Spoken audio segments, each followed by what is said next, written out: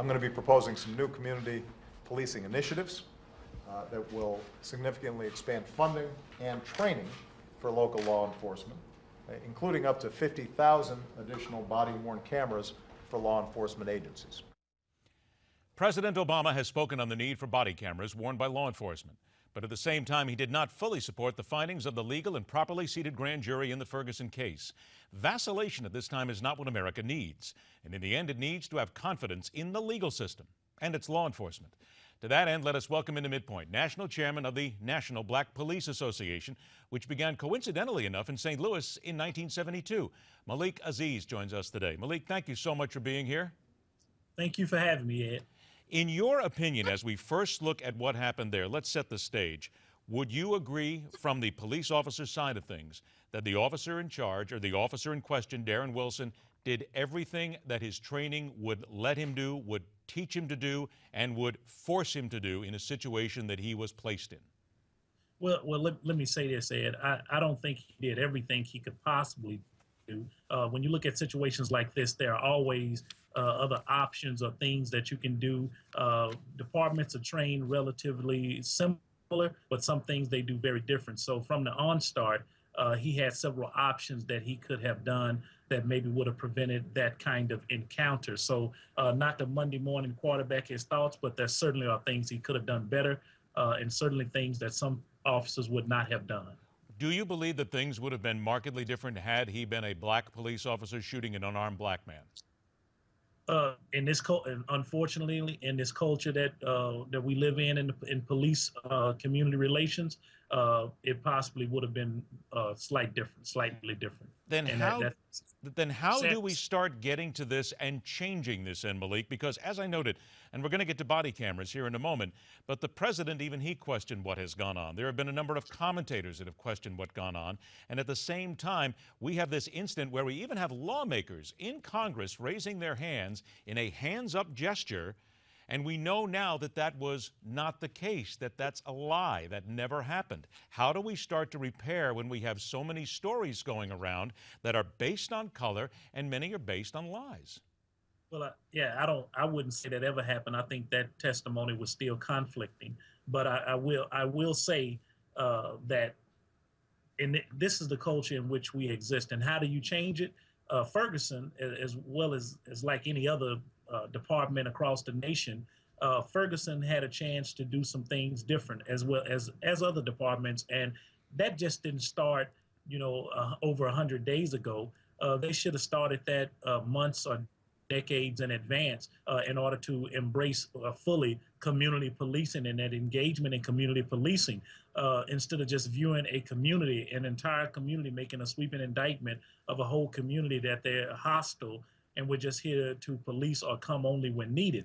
Community policing is a philosophy that spreads across every police officer, not just one or two, or not just specific units. So in order to build that trust and that transparency, the chief may have been handed down something that was already taken place over many years, and he just didn't progress it. So there are many ways to engage a community, and you don't have to be black to engage a community. I know many officers who are not black or brown, and they care just as much as anybody else. And sometimes they go above and beyond in communities that they have really no vested interest in except for them to be safe. And they do a tremendous job. So all we ever ask for is that people care about the community that they serve. Now, Ferguson could have diversified their department, which would have helped in community relations. You can't have 50 police officers and only 3 be of color and not even on patrol. So they kind of missed the mark on that, and they put themselves in a really bad situation. And once you find yourself in a ditch, Ed, the rule number 1 is to stop digging. Don't keep digging, and just find how can we all work together to get out of a circumstance like that. I only have about 30 seconds, and we're going to take a break, come back and talk more. But don't you also agree that it's partially the community's responsibility to try and make things better as well? They have to take the steps forward. Oh, you hit the nail on the head. There's no such thing as police officers or police departments guiding the direction of your community. It's a 50-50 partnership, and you give and you get. So a community has to step up and meet you 50% of the way and help you resolve the issues that are in their neighborhoods. And most studies say that in black communities, they desire more police officers to combat crime. Then, and if those studies are correct, then we have to be there to work in partnership with each other. You're absolutely right. All right, now please stand by because we're going to break. We return with Malik Aziz. We're going to get to more of the core of the issue of race and law enforcement and a couple of current issues that are not in Ferguson that are also not being covered. And at 34 minutes after the hour, the GOP's most daunting task in 2015 and beyond. It's right here on MidPoint.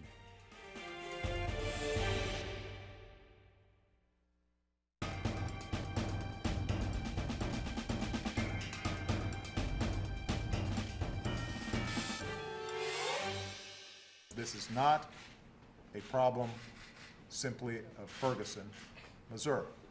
This is a problem that is national. It is a solvable problem, but it is one that unfortunately spikes after one event and then fades into the background until something else happens. Let's welcome back to MidPoint, Chairman of the National Black Police Association, Malik Aziz. Malik, I want to get back to what you said. We were talking about the community just a few moments ago, and I'm going to tread carefully on a subject that is very tender to a lot of people. In light of Ferguson and many other places, there are many Americans, white Americans, black Americans, Latino Americans, others of all race, creeds, colors, and sexes, who when something like this happens, and I know you've heard this, they will say, wait a minute, the black community doesn't do enough to police itself. They don't do enough to make their community better. All they want is help. They allow the drugs to run rampant. They allow blacks to kill blacks. So they are just as much, if not more of a problem than the police departments themselves, who are trying to do everything they can to stop these crimes. How do you answer those critics? Well, I haven't had many critics would say that to me, but I can assure you that, the black community wants just as much as what any other community would want. It doesn't matter if it's a diverse community or if it's all white or all brown. In the community in which I serve, and in a lot of communities that around the nation that reflect, how the modern era would look, I don't see people, who say, I want to live next door to drug dealers or I want to live next door to people who are robbing and raping.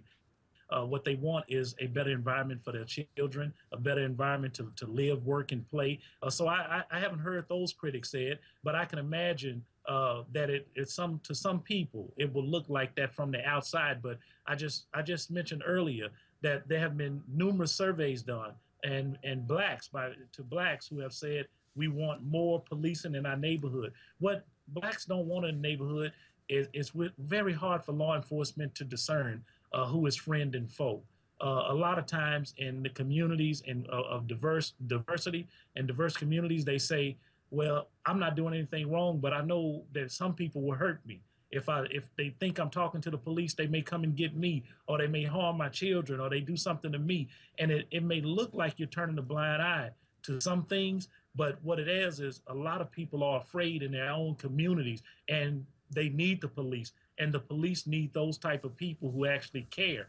And that's what the side that I want to be on, the solution side, not the problem side. If I heard any naysayers who would make statements like that and say you're not doing enough, then it may appear that you must dig a little bit deeper and delve a little bit deeper into the problems that exist in some communities. Now, and when I say that, we have to look back into some of the tactics of police departments, especially in the South, since before the 1950s. Well, I don't want to go there because we only have a couple of minutes, and I'm going to give you that. You are exactly right. In the South and many other places, the tactics have been abominable over the generations. Yes. I'm going to give you that. But I've only got a couple of minutes left, so let me ask this. With regard to what we're talking about here and gaining that trust and giving law enforcement what they need to get things done, are body cameras really the answer here, or is that just a Band-Aid?